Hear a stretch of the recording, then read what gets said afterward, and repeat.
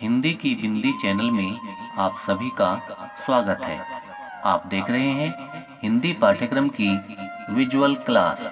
आज की वीडियो में हम आपके लिए लेकर आए हैं हिंदी कक्षा 10 के गद्य खंड के अध्याय 2 जयशंकर प्रसाद द्वारा रचित ममता कहानी को, जिसमें आप पढ़ेंगे कहानी का सारांश, गद्यांशों की व्याख्या तथा अभ्यास प्रश्न। तो प्रस्तुत है ममता। प्रस्तुतकर्ता master Sunil Raj from CRS senior secondary school. Classes में आज का जो अपना टॉपिक है वो हिंदी गद्य के अंतर्गत जो क्लास 10th यूपी बोर्ड की स्टूडेंट के लिए है। तो हिंदी गद्य के अंतर्गत ये ममता नामक एक चैप्टर है जो जयशंकर प्रसाद द्वारा रचित है।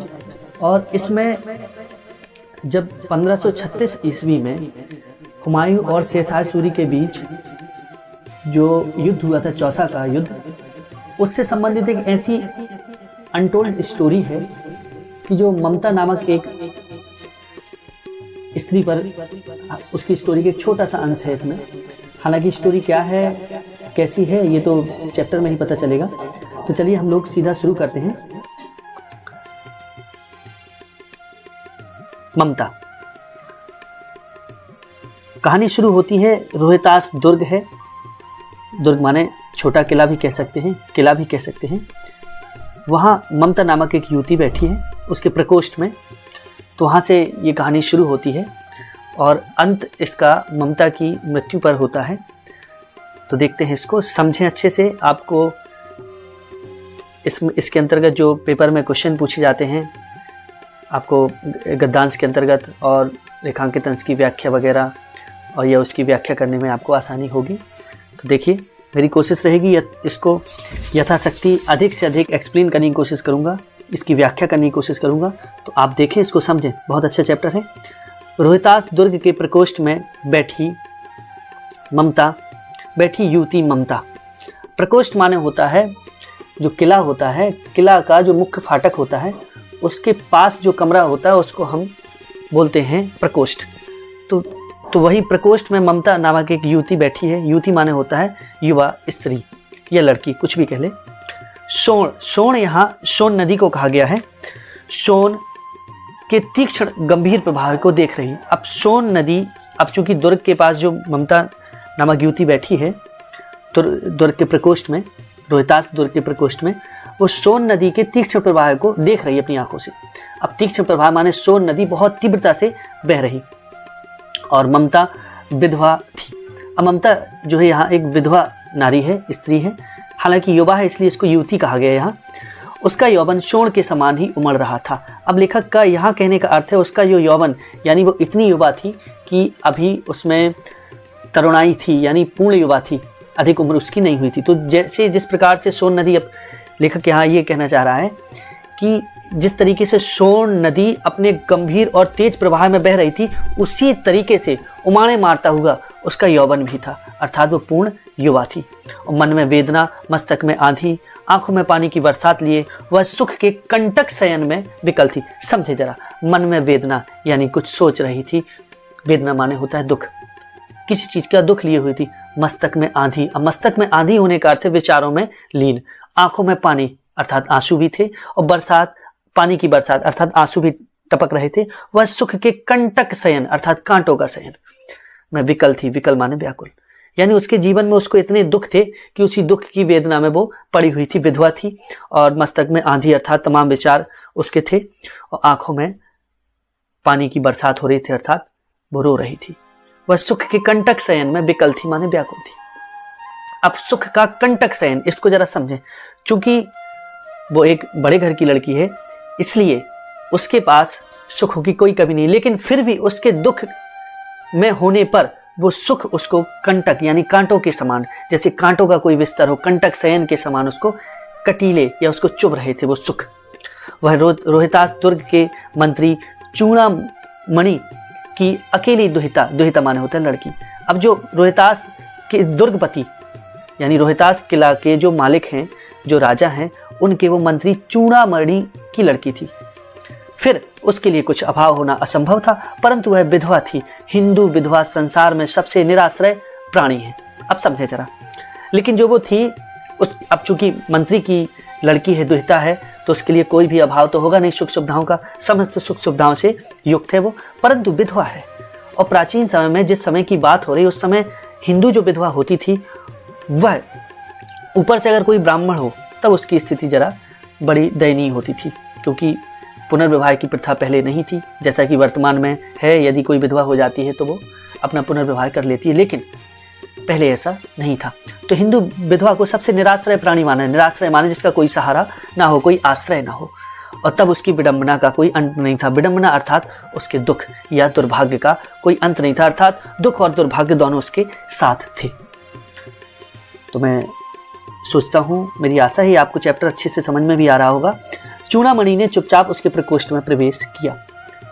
अब चूड़ामणि जो उसके पिता हैं, तो धीरे से बड़े चुपचाप, अब चूंकि वो विचार में मग्न है, सोन नदी के प्रवाह को देख रही है, इन्हें चुपचाप उसके प्रकोष्ठ में प्रवेश किया।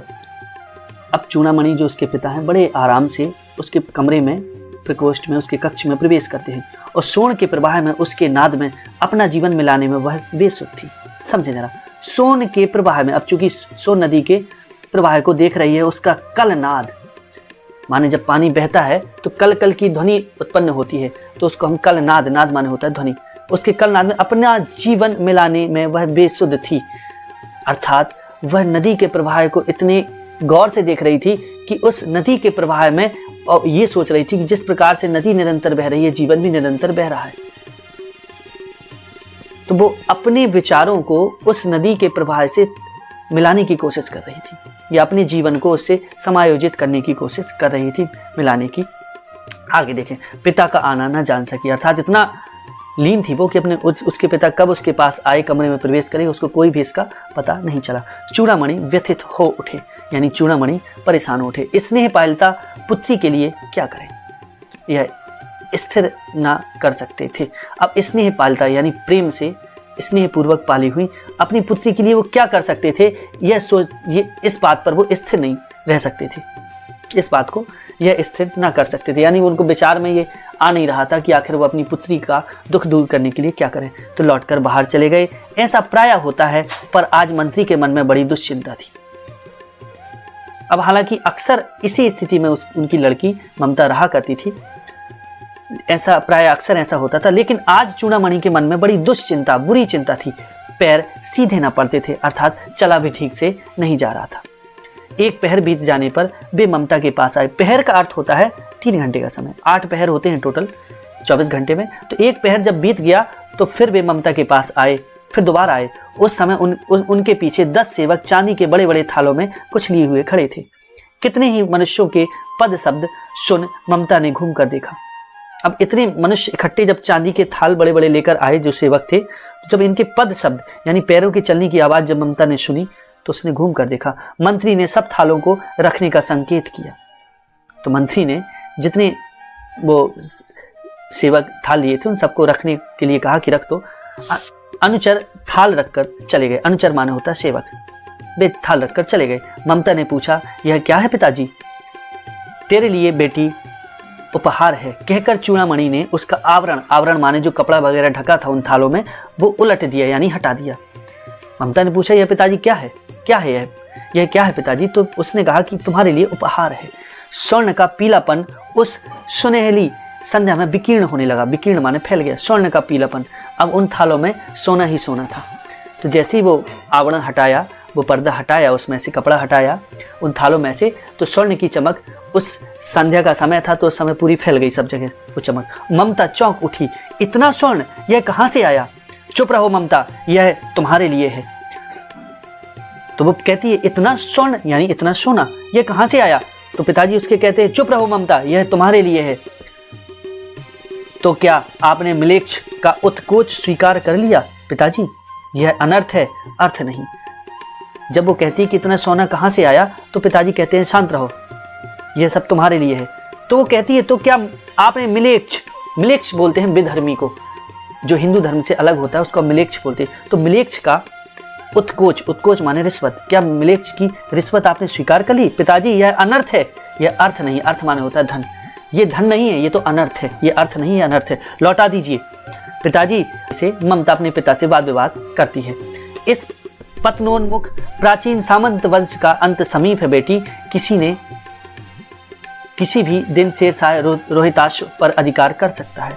उस दिन मंत्रित्व न रहेगा, तब के लिए बेटी। अब पिताजी उसके कहते हैं, चूड़ामणि कहते हैं ममता से, इस पतनोन्मुख यानी पतन की ओर उन्मुख, बढ़ते हुए, आगे बढ़ते हुए, पतन की ओर आगे बढ़ते हुए, गिरावट की ओर बढ़ती हुई, पतन माने गिरावट, आगे बढ़ते हुए प्राचीन सामंत वंश। अब जो सामंत थे रोहितास दुर्ग के दुर्गपति, तो उनके लिए बात कह रहे हैं चूड़ामणि, कह रहे हैं इस पतनोन्मुख प्राचीन सामंत वंश का अंत समीप है। सामंत एक छोटे राजा को सामंत बोलते हैं, जो किसी बड़े राजा के अधीन होता है उसको सामंत बोलते हैं। सामंत वंश का अंत समीप है बेटी, किसी भी दिन शेरशाह रोहिताश पर अधिकार कर सकता है। वो चेताता है अपनी पुत्री को, कहता है ममता को कि यह तुम्हारे लिए लेकर आया हूं मैं, और किसी भी दिन शेरशाह सूरी इस दुर्ग पर आक्रमण कर सकता है। उस दिन मेरा मंत्रित्व ना रहेगा, तब के लिए बेटी, ये धन तब के लिए है, इसको स्वीकार कर लो, ऐसा वो कहते हैं। हे भगवान, तब के लिए, विपद के लिए इतना आयोजन, परमपिता की इच्छा के विरुद्ध इतना साहस। पिताजी, क्या भीख ना मिलेगी? क्या कोई हिंदू भूपृष्ठ पर ना बचा रह जाएगा जो ब्राह्मण को 2 मुट्ठी अन्न दे सके? यह असंभव है, फेर दीजिए पिताजी, मैं कांप रही हूं, इसकी चमक आंखों को अंधा बना रही है। अब ममता कहती है, हे भगवान, तब के लिए आप इतना सोच रहे हैं? उसके कहने का अर्थ है कि तब के लिए यानी आप इतना सोचना चाह रहे हैं, विपदा के लिए, विपद मान विपदा, दुख, जब मुसीबत आएगी उसके लिए आप ये इतना जोड़ रहे, इतना आयोजन पहले से, आपने पहले से ही मान लिया कि मुसीबत आ जाएगी। यानी वो ये कहती है कि परम पिता की इच्छा के विरुद्ध इतना साहस, यानी आपने इतना भी साहस कर लिया ईश्वर की इच्छा के विरुद्ध कि ये सब हो जाएगा पहले से ही पिताजी। और आगे कहती है ममता, कहती है पिताजी, क्या भीख ना मिलेगी? क्या कोई हिंदू भूपृष्ठ पर ना बचा रह जाएगा? हम भीख मांग के भी खा सकते हैं। अब यहाँ ममता के स्वाभिमान का परिचय मिलता है। वो यह जो उत्कोच यानी जो रिश्वत आई है, जो पिताजी उसके थाल में जो सोना लेकर आए हैं, वह ग्रहण नहीं करना चाहती। वो ये कहती है कि पहले से ये मान लेना कि मुसीबत आएगी, ये जरूरी नहीं है, ये तो परमपिता की इच्छा के विरुद्ध इतना सोचना हो गया। तो वो आगे कहती है, क्या हमें भीख ना मिलेगी? क्या कोई हिंदू भूपृष्ठ यानी धरती पर बचा न रह जाएगा जो ब्राह्मण को 2 मुट्ठी अन्न दे सके? यानी कोई क्या हमें भीख भी ना देगा क्या? यह असंभव है, फेर दीजिए पिताजी। यह बात असंभव है कि मैं इसको स्वीकार करूं, और यह भी असंभव है कि ऐसा हो भी जाएगा, और यह भी असंभव है। यहाँ असंभव कहने का अर्थ है, 3 अर्थ है इसके। एक अर्थ यह है कि इसको स्वीकार, मेरे द्वारा स्वीकार करना इस धन को असंभव है, एक बात। दूसरी बात कि जो आप पहले से ही सोच रहे हैं कि विपदा आएगी, ये तीसरी बात जो है वो ये है, क्या कोई हमें भीख भी ना देगा? तो ये भी असंभव है। तो मैं कांप रही हूँ, इनकी चमक आंखों को अंधा बना रही है। अर्थात वह ये कहना चाहती है कि यह सोना मुझे बिल्कुल भी पसंद नहीं, इसकी चमक भी मुझे खटक रही है। मूर्ख है कहकर चूड़ामणि चले गए। अब चूड़ामणि अपनी लड़की को मूर्ख कहकर चले जाते हैं। दूसरे दिन जब डोलियों का तांता माने कतार, डोलियों का तांता भीतर आ रहा था, ब्राह्मण मंत्री चूड़ामणि का हृदय धक धक करने लगा। अब अगले दिन एक काफी डोलियों का समूह इकट्ठा लाइन लगा के आया भीतर। तो जो ब्राह्मण मंत्री चूड़ामणि था, उसका हृदय धक धक करने लगा, वह अपने को रोक ना सका। उसने जाकर रोहितास दुर्ग के तोरण पर, तोरण माने होता दरवाजा, किले का मुख्य फाटक, तो तोरण पर डालियों का आवरण खुलवाना चाहा। तो उसने जो डोलियां थी, जो तांता चला आ रहा था डोलियों का समूह, उनके सबके आवरण खुलवाना चाहे। तो पठानों ने कहा, तो पठान क्या बोले इस पर, यह महिलाओं का अपमान है। अब चूंकि ये जो डोलियां हैं, वास्तव में इसमें डोलियां नहीं हैं, इसमें कोई महिलाएं नहीं बैठी, इसमें सैनिक हैं। तो जब मंत्री ने ये खुलवाना चाहा, जैसी फाटक के अंदर ये डोलियां आ रही थी, खुलवाना चाहा, तो जो पठान सैनिक थे वो बोले कि यह महिलाओं का अपमान है, ये मत खुलवाओ, ऐसा करके आप महिलाओं का अपमान कर रहे हैं। जबकि बात बढ़ गई, अब इसी बात पर बात बढ़ गई, तलवारें खिंच गई, ब्राह्मण वहीं मारा गया, यानी चूड़ामणि का वहीं वध हो गया। राजा रानी कोस सब छली शेरशाह के हाथ पड़े। राजा रानी भी शेरशाह सूरी के कैद में आ गए, कोस भी पूरा उसने जब्त कर लिया, छली से शेरशाह यानी इस छलिया शेरशाह की सब कैद में हो गया। निकल गई ममता, लेकिन ममता किसी तरह बच के निकल गई थी। डोली में भरे हुए पठान सैनिक दुर्ग भर में फैल गए। अब उन डोलियों में पठान सैनिक भरे हुए जो पूरे दुर्ग में फैल गए, पर ममता ना मिली, लेकिन ममता का कहीं भी पता ना चला। काशी के उत्तर में धर्मचक्र विहार मौर्य और गुप्त सम्राटों की कीर्ति का खंडर था। अब कहानी बदलती है थोड़ा। काशी के उत्तर में, अब बात लेखक कर रहा है कि वाराणसी के उत्तर में धर्मचक्र विहार, भगवान बुद्ध ने धर्मचक्र चलाया था, जो बौद्ध धर्म की शिक्षा रूपी एक चक्र था। और बिहार माने होता है बौद्धों का आश्रम, बौद्ध भिक्षुओं का। तो जो बिहार में जो धर्मचक्र, जो काशी के उत्तर में जो धर्मचक्र विहार थे, वो मौर्य और गुप्त सम्राटों की कीर्ति का खंडर था। अब कहने का मतलब यह है कि उधर बहुत सारे किले या बिहार वगैरह बने थे जो खंडर में तब्दील हो गए थे, बदल चुके थे। तो लेखक उनकी बात कर रहा है कि काशी के उत्तर में धर्मचक्र विहार मौर्य और गुप्त सम्राटों के कीर्ति का खंडर था। अब आगे जयशंकर प्रसाद जी कहते हैं, भग्न चूड़ा तृण गुल्मों से ढके हुए प्राचीर। भग्न माने अवशेष, चूड़ा तिल तृण गुल्मों से ढके हुए प्राचीर, प्राचीर माने दीवार। अब तृण माने तिन का, गुल्म माने होता है झाड़ी। अब भग्न चूड़ा यानी जो अवशेष वगैरह है उनकी बात कर रहा है। तो ये सब जो दीवारें थी वहां की, वो सब तृण और गुल्मों से ढकी हुई थी। तृण माने तिनका, गुल्म माने झाड़ी। ईंटों के ढेर में बिखरी हुई भारतीय शिल्प की विभूति। अब वे इतनी जर्जर अवस्था में थे कि बिल्कुल बिखरे हुए थे, ईंटों के ढेर में तब्दील हो गए थे, बदल गए थे। और बिखरी हुई भारतीय शिल्प की विभूति, विभूति माने राख, कि जो ऐसे लगते थे जैसे भारतीय शिल्प कला की ढेरी हो, राख हो, विभूति मात्र से। ग्रीष्म की चंद्रिका में अपने को शीतल कर रही थी, यानी जो अब शीतल कर रही थी कहने का अर्थ है ग्रीष्म की चंद्रिका। ग्रीष्म ऋतु का समय है, गर्मियों का समय, चांद खिला है, रात का वातावरण है। लेखक उसमें वर्णन कर रहा है कि काशी के उत्तर में जो धर्मचक्र विहार में जो बौद्ध विहार जो है, वहाँ गुप्त और मौर्य सम्राटों के जो खंडर हैं, जो उनकी कीर्ति को बता रहे थे, अब वे सब ऐसी स्थिति में पहुंच गए थे कि भग्न चूड़ा यानी अवशेषों में कन्वर्ट हो गए थे। और उनमें घास आस उगाई थी, मिट्टी के ढेर में तब्दील हो गए, जो भारतीय शिल्प कला का प्रतीक थे। और उस समय का जो वातावरण है वो चंद्रमा की चांदनी छिटकी हुई है और ग्रीष्म ऋतु है, तो पूरा वातावरण शीतल है। जहाँ पंचवर्गीय भिक्षु गौतम का उपदेश ग्रहण करने के लिए मिले थे, जहाँ पंचवर्गीय भिक्षु गौतम का उपदेश ग्रहण करने के लिए मिले थे, यानी 5 भिक्षु वहाँ गौतम का उपदेश ग्रहण करने के लिए, यानी गौतम बुद्ध ने यहाँ उपदेश दिया था। उसी स्तूप के भग्नावशेष की मलिन, भग्नावशेष माने होता अवशेष, टूटा हुआ अवशेष, खंडर की मलिन माने मैली छाया में एक झोपड़ी के दीपालोक में एक स्त्री पाठ कर रही थी। अब सीन दूसरा है। काशी के उत्तर में धर्मचक्र विहार, यानी जो जहाँ भगवान बुद्ध ने धर्मचक्र प्रवर्तन किया था, जहाँ बिहार में विहार, अब बिहार यहाँ विहार राज्य नहीं है, विहार अर्थात बौद्ध भिक्षुओं का आश्रम।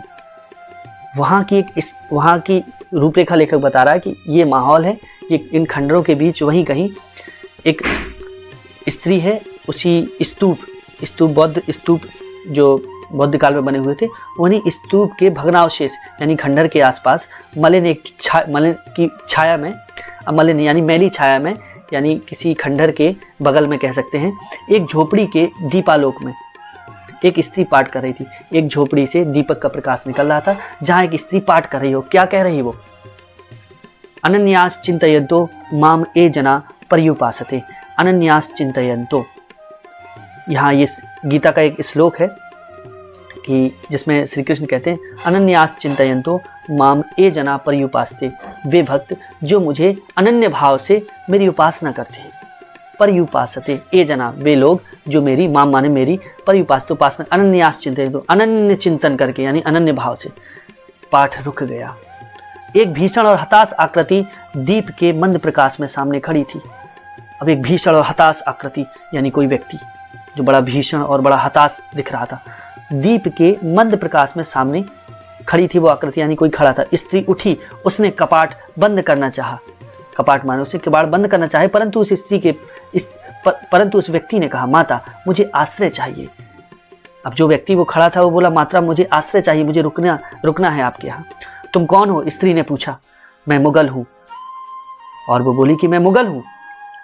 चौसा युद्ध में शेरशाह से विपन्न होकर रक्षा चाहता। विपन्न माने एक होता है संपन्न, जो समृद्धि का प्रतीक होता है, विपन्न होता है हार, दुख का प्रतीक होता है। अर्थात में शेरशाह से चौसा की, चौसा का युद्ध शेरशाह सूरी और हुमायूं के बीच हुआ था बिहार के चौसा नामक स्थान पर 1536 ईस्वी में।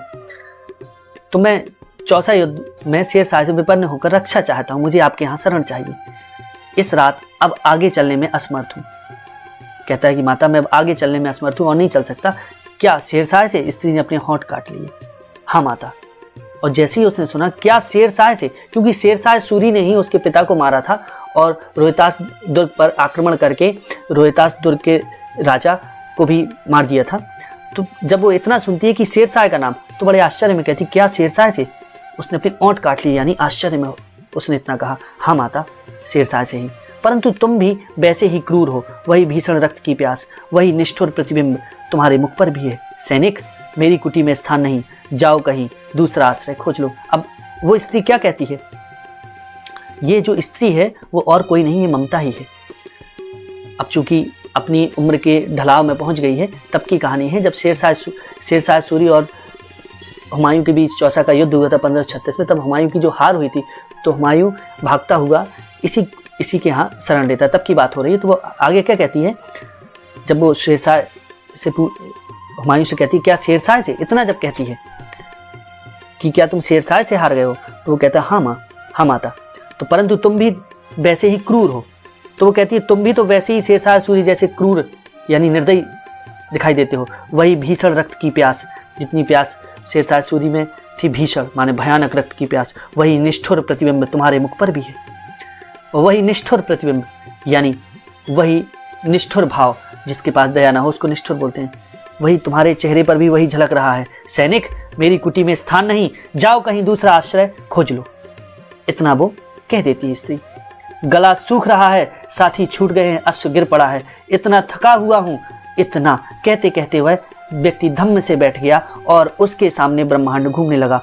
और वो व्यक्ति क्या कहता है, यहाँ ये हुमायूं कह रहा है, ध्यान दीजिएगा, गला सूख रहा है, साथी छूट गए हैं। वो कह रहा है कि हे माता, गला सूख रहा है, साथी मेरे सब छूट गए, अश्व गिर पड़ा है, इतना थका हुआ हूं।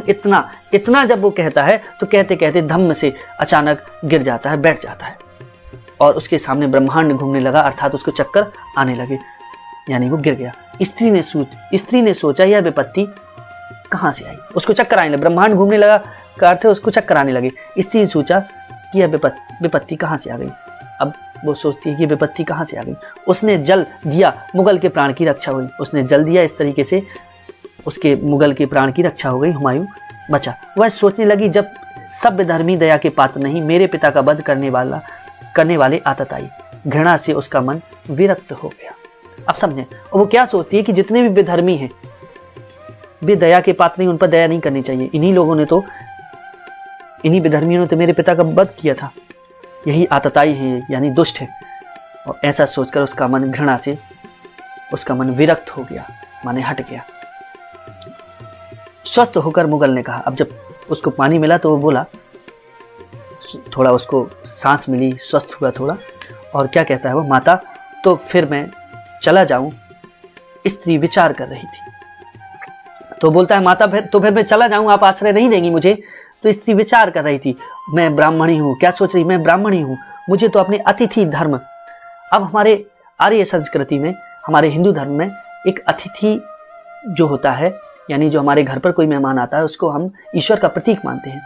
तो अतिथि को कभी लौटाना नहीं चाहिए, ऐसा आर्यों में, सनातन संस्कृति में ऐसी प्रथा रही है। तो वो चूंकि ब्राह्मणी है, वो एक ब्राह्मण कन्या है, तो सोच रही है, वो एक ब्राह्मण स्त्री होने के नाते सोच रही है कि अतिथि देव की उपासना, अपने धर्म में अतिथि देव की उपासना का पालन करना चाहिए। परंतु यहाँ नहीं, सब धर्मी दया के पात्र नहीं, ऐसा उसके मन में ऊहापोह है, यानी अच्छे बुरे विचार दोनों साथ साथ आ रहे। एक तरफ वो सोच रही है कि मैं अतिथि धर्म का पालन करूं, और फिर दूसरा उसको भय है कि कहीं कोई फिर धोखा ना हो जाए।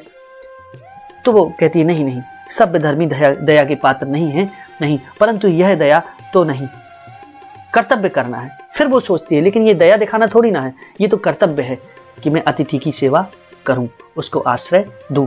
तब ऐसा क्वेश्चन मार्क, अब इतना वो मन में सोचती है, तब क्या करूं? मुगल अपनी तलवार टेक कर उठ खड़ा हुआ। तब मुगल ने अपनी तलवार निकाली और खड़ा हो गया। ममता ने कहा, क्या आश्चर्य है कि तुम भी छल करो, ठहरो। और ममता क्या बोलती है, जैसे ही वो तलवार टेक कर खड़ा हुआ तो ममता कहती है, इसमें क्या आश्चर्य की बात है कि तुम भी छल करो, यानी मुझे विश्वास नहीं है कि तुम छल करो या ना करो, कर भी सकते हो नहीं भी, यानी इसमें कोई भी आश्चर्य की बात नहीं कि तुम्हारे द्वारा छल प्राप्त ना हो सकता है क्योंकि तुम धर्मी हो। छल नहीं, तब नहीं स्त्री, जाता हूं, तैमूर का वंशधर स्त्री से छल करेगा, जाता हूं, भाग्य का खेल है। तब वो क्या कहता है, वो मुगल यानी हुमायूं क्या कहता है, छल। जब वो कहती है कि इसमें क्या आश्चर्य की बात है कि तुम भी छल करो, तब वो कहता है छल नहीं, तब नहीं, यानी अगर आपको शक है कि मैं छल करूंगा तब नहीं, मैं अब यहां नहीं रुकूंगा, जाता हूं, तैमूर का वंशधर स्त्री से छल नहीं करेगा। अब यहां बात उसने विशेष जोर दी, अपने कुल पर बात की है हुमायूं ने, क्योंकि हुमायूं तैमूर लंग यानी तैमूर लंगड़े का वंशज था। तो वो कहता है कि तैमूर लंगड़े के वंश में ये प्रथा थी कि स्त्रियों को विशेष सम्मान था। तो कहता है इस तैमूर का वंशधर होने के नाते मैं स्त्री से छल करूंगा, नहीं, ऐसा नहीं है, जाता हूं, अगर आपको विश्वास नहीं तो मैं जाता हूं, सब भाग्य का खेल है। वो कहता है भाग्य का खेल है, आज भाग्य मुझे नचा रहा है, ये भाग्य का खेल है। ममता ने कहा, यहाँ कौन दुर्ग है, ममता कहती है उससे, यहाँ कौन दुर्ग है, यही झोपड़ी ना, जो चाहे ले लो, मुझे अपना कर्तव्य करना पड़ेगा। अब ममता अपने कर्तव्य को करने के प्रति सोचती है, कहती है यहाँ है ही क्या, झोपड़ी है, जो चाहे ले जाओ, यानी वो मन में ऐसा सोचती है क्योंकि अब वो अपने आप को आश्वस्त करना चाहती है कि समस्या कोई नहीं है, एक झोपड़ी तो है, क्या ले जाएगा। वह बाहर चली आई और मुगल से बोली, जाओ भीतर, थके हुए भयभीत पथिक, पथिक माने होता है जो राहगीर होता है उसको पथिक बोलते। तो कहती है कि तुम थके हुए हो, भयभीत हो, जाओ भीतर जाओ, तुम चाहे कोई हो, मैं तुम्हें आश्रय देती हूँ, मैं ब्राह्मण कुमारी हूँ, अब सब अपना धर्म छोड़ दें तो मैं भी क्यों छोड़ दूं। और वो कहती है कि मैं एक ब्राह्मण की पुत्री हूँ, सब अपना धर्म छोड़ सकते हैं लेकिन मैं अपना धर्म क्यों छोड़ूं। मुगल ने चंद्रमा के मंद प्रकाश में वह महिमामयी मुखमंडल देखा, उसने मन ही मन नमस्कार किया। अब चंद्रमा की रोशनी में जैसे ही वो बाहर आई कुटिया से, अपनी झोपड़ी से, और हुमायूं को कहती कि तुम जाओ अंदर विश्राम करो, और वो बाहर निकल आती है। तब चंद्रमा के मंद प्रकाश में हुमायूं उसके महिमा युक्त मुखमंडल को देखता है, यानी उसके चेहरे पर उसकी दृष्टि पड़ती है। तब वह उसकी कृपा पर उसको मन ही मन प्रणाम करता है, नमस्कार करता है। ममता पास की टूटी हुई दीवार में चली गई, ममता वहीं जो दीवार पड़ी थी उसी में चली गई भीतर। थके पथिक ने झोपड़ी में विश्राम किया। अब उस पथिक ने झोपड़ी में विश्राम किया, यानी रात भर उसने वहां विश्राम किया। प्रभात में खंडहर की संधि से ममता ने देखा, खंडहर की संधि, अब यहाँ जो बौद्ध विहार बने हुए थे, अब चूंकि उसी की छाया में झोपड़ी थी तो झोपड़ी में हुमायूं हो गया वहां विश्राम करने के लिए, और ममता निकल के उन खंडहर के पास चली गई। और सुबह, प्रभात माने सुबह, भोर होते ही उसने उस खंडहर की संधि माने सांस से देखा। तो देखा, क्या देखती है, सैकड़ों अश्वारोही उस प्रांत में घूम रहे। सैकड़ों अश्वारोही माने जो अश्व पर सवार सैनिक, सैकड़ों अश्वारोही उस प्रांत माने होता है क्षेत्र, उस क्षेत्र में घूम रहे थे। वह अपनी मूर्खता पर, अब उसको थोड़ा भय लगने लगा, तो अपनी मूर्खता पर अपने को कोसने लगी। वह इस बात पर अपने को कोसने लगी कि क्या मुसीबत में मोल ले ली। उसको लगा कि कोई बहुत बड़ा खतरा उत्पन्न हो गया। अब उस झोपड़ी से निकलकर उस पथिक ने कहा, मिर्जा मैं यहाँ हूँ। अब हुमायूं बाहर निकलता है उस झोपड़ी से और क्या कहता है, मिर्जा मैं यहाँ हूँ। अब मिर्जा उनका कोई सेनापति है, तो उससे वो कहता है मिर्जा मैं यहाँ हूँ। शब्द सुनते ही प्रसन्नता की चीत्कार ध्वनि से वह प्रांत गूंज उठा। जब उसने इतना ही कहा तो जो उसको ढूंढ रहे थे उसके साथी, उन्होंने जब ये सुना मिर्जा मैं यहाँ हूँ, तो इतना सुनते ही प्रसन्नता की चीत्कार माने चिल्लाने की ध्वनि, तो बड़ी प्रसन्नता से पूरा प्रांत गूंज उठा, वो क्षेत्र गूंजा। ममता अधिक भयभीत हुई। अब ममता को और डर लगा। पथिक ने कहा, वह स्त्री कहाँ है, उसे खोज निकालो। अब हुमायूं उससे कहता है अपने साथियों से कि वो स्त्री कहाँ है, उसे खोज निकालो। ममता छिपने के लिए अधिक सचेष्ट हुई। सचेष्ट माने चेष्टा सहित उसने छिपने की और कोशिश की। वह मृगदांव में चली गई। मृगदांव, जहाँ मृगदांव होता है हरिणों के रहने का स्थान को मृगदांव कहते हैं, यानी कोई गुफा टाइप की, उसमें वो चली गई। दिन भर उसमें से ना निकली, दिन भर उसमें से ना निकली। संध्या में जब उन लोगों के जाने का उपक्रम माने होता है तैयारी या कार्यक्रम, जब उनके जाने का तैयारी या कार्यक्रम हुआ तो ममता ने सुना पथिक घोड़े पर सवार होते हुए कह रहा है। वही पथिक यानी वही हुमायूं घोड़े पर सवार होते हुए क्या कह रहा है? मिर्जा, उस स्त्री को मैं कुछ न दे सका, उसका घर बनवा देना, क्योंकि मैंने विपत्ति में यहाँ विश्राम पाया था, यह स्थान भूलना मत। इसके बाद वे चले गए। अब हुमायूं ने मिर्जा से कहा कि इस स्त्री को मैं कुछ न दे सका, उसका घर बनवा देना, चूंकि झोपड़ी थी उसकी। तो चौसा के, अब आगे कहानी मोड़ लेती है, चौसा के मुगल पठान युद्ध को बहुत दिन बीत गए। हालांकि अब जब ये घटना हो चुकी तो बहुत समय हो चुका। ममता अब 70 वर्ष की वृद्धा हो गई। ममता की भी उम्र बहुत हो गई, 70 वर्ष की हो गई। वह अपनी झोपड़ी में एक दिन पड़ी थी। शीतकाल का प्रभात था, यानी शीत ऋतु, सर्दियों की सुबह थी। उसका जीर्ण माने बूढ़ा, उसका जीर्ण कंकाल खांसी से गूंज रहा था। कंकाल माने शरीर जो हड्डियों का ढांचा बन चुका हो, यानी बहुत वृद्धावस्था की स्थिति में पहुंच गई है और हड्डियां भी दिखने लगी, सूख गई बिल्कुल। तो उसका जीर्ण कंकाल खांसी से गूंज रहा था, अर्थात वो खांस रही थी, तो पूरा शरीर हिल रहा था। गूंजने का अर्थ हिलना। इधर ममता की सेवा के लिए गांव की 2-3 स्त्रियां उसे घेर कर बैठी थी, क्योंकि वह आजीवन सबके सुख दुख की सहभागिनी थी। अब गांव में एक प्रथा होती है अक्सर कि लोग बड़े मिलनसार होते हैं, एक दूसरे का ध्यान रखते हैं विपत्ति और सुख में। तो गांव की स्त्रियों के सुख दुख में वो सहभागी रहती थी। तो अब जब वो बीमार पड़ी अपनी 70 वर्ष की अवस्था में, तो गांव की 2-3 स्त्रियां उसको आके घेर कर बैठी थी, अर्थात उसकी सेवा कर रही थी। ममता ने जल पीना चाहा, एक स्त्री ने सीपी से जल पिलाया। सीपी वही जो पानी में पाई जाती है रेत में, उससे जल पिलाया। सहसा एक अश्वारोही उसी झोपड़ी के द्वार पर दिखाई पड़ा। अचानक एक अश्वारोही यानी घुड़सवार झोपड़ी के द्वार पर दिखाई पड़ा और अपनी धुन में कहने लगा। और वो क्या कहने लगा? मिर्जा ने जो चित्र बनाकर दिया है वह तो इसी जगह का होना चाहिए। अब वो खोज रहा है, चूंकि हुमायूं आदेश देके गया था कि इसका घर बनवा देना, तो उसकी रूपरेखा और चित्र उसका बनाया गया है, नक्शा। तो नक्शा देखकर वो व्यक्ति कह रहा है कि मिर्जा ने तो यही चित्र बनाया था। वह बुढ़िया मर गई होगी। अब वो अनुमान लगा के इतना कहता है, मर गई होगी। अब किससे पूछूं कि एक दिन शहंशाह हुमायूं किस छप्पर के नीचे बैठे थे? अब ये बात मैं किससे पूछूं, क्योंकि उनको पता नहीं है कि कौन सा छप्पर था और कहाँ बैठे थे शहंशाह हुमायूं ने, कहाँ सरणी थी।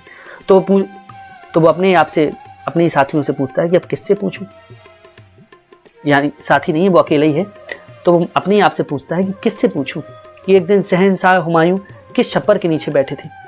यह घटना भी तो 47 वर्ष के ऊपर की हुई, यानी 47 वर्ष बाद वो आए उसकी झोपड़ी को, उसका मकान बनवाने, घर बनवाने। ममता ने अपने बिकल कानों से सुना, बिकल माने व्याकुल, अपने कानों से सुना। उसने पास की स्त्री से कहा, उसे बुलाओ। ममता ने कहा कि उससे बुलाओ। अश्वारोही पास आया। वह पास आया। ममता ने रुक रुक कर कहा, मैं नहीं जानती कि वह बादशाह था या साधारण मुगल। मुझे नहीं पता कि वो बादशाह था या साधारण मुगल था कोई, पर एक दिन इसी झोपड़ी के नीचे रहा, लेकिन इसी झोपड़ी के नीचे रहा। मैंने सुना था कि वह मेरा घर बनवाने की आज्ञा दे चुका था। मैं आजीवन अपनी झोपड़ी के खोदे जाने के डर से भयभीत रही। अब एक यहाँ ममता के संतोषी भाव का पता चलता है। अब ममता उससे ये कहती है कि मुझे तो ये हमेशा डर रहा कि कहीं कोई मेरी झोपड़ी ना खोद ले, और तुम घर बनवाने की बात कर रहे हो। मुझे नहीं घर बनवाना। भगवान ने सुन लिया, मैं आज इसे छोड़े जाती हूँ, और भगवान ने मेरी इतनी बात सुन ली, अब मैं इसको छोड़कर जाती हूँ। तुम इसका, अर्थात वो कह रही कि मैं तो मर रही हूँ, अब तुम इसका मकान बनवाओ या महल। मैं अपने चिर विश्राम गृह में जाती हूँ, यानी चिर विश्राम गृह, यानी चिर माने हमेशा, जहां मैं विश्राम करी हूँ, अर्थात मैं मृत्यु की सैया पर खड़ा था। अब चिर विश्राम गृह में जाने का अर्थ है कि मृत्यु की गोद में जाना। क्यों कह रहे मैं तो अब मृत्यु की गोद में जा रही हूँ, गृह माने घर। वह अश्वारोही अवाक खड़ा था। वो तो अवाक माने आश्चर्यचकित खड़ा था। वो बुढ़िया के प्राण पक्षी अनंत में उड़ गए, या अनंत माने आकाश, आकाश में उड़ गए, अर्थात वो मर गई। प्राण उड़ जाना, प्राण के पंछी का उड़ जाना, अर्थात प्राण निकल जाना। वहां एक अष्टकोण मंदिर बना। अब फिर वहां एक अष्टकोण मंदिर, अर्थात 8 कोने वाला मंदिर बना। उस पर शिलालेख लगाया गया, उस पर एक शिलालेख लगा, और उसमें क्या लिखा? 7 देश के नरेश हुमायूं ने एक दिन यहाँ विश्राम किया था। कि 7 देश के नरेश माने राजा हुमायूं ने एक दिन यहाँ विश्राम किया था। एक शिलालेख लगवाया गया, एक पट्टी लगवा दी गई पत्थर की, उस पर लिखा गया कि 7 देश के नरेश हुमायूं ने एक दिन यहाँ विश्राम किया था। उसके पुत्र अकबर ने उसकी स्मृति में यह गगनचुंबी मंदिर बनवाया, पर उसमें ममता का नाम कहीं नहीं। इतना ये लिखा था शिलालेख में। कि सातों देश के नरेश हुमायूं ने एक दिन यहाँ विश्राम किया था। उसके पुत्र अकबर ने उसकी स्मृति में यह गगनचुंबी मंदिर बनवाया। यानी जहाँ ममता ने उसको शरण दी थी, ममता की कुटिया में जहाँ झोपड़ी थी, उधर एक मंदिर बनवाया। फिर अकबर ने बनवाया, हुमायूं तो नहीं बनवा सके, अकबर ने बनवाया। उस पर यह शिलालेख भी लगवा दिया। ममता का कहीं नाम नहीं, यानी ममता का नाम उसमें नहीं दिया गया। मंदिर बनवाकर एक शिलालेख लगवा दिया गया। जयशंकर प्रसाद। आशा है ये आपको चैप्टर बहुत पसंद आया होगा, तो इसको लाइक करें, इस पर कमेंट करें, इसको अधिक से अधिक शेयर करें। आगे अगले वीडियो में मिलेंगे, तब तक के लिए नमस्कार। जय हिंद, जय भारत, वंदे मातरम।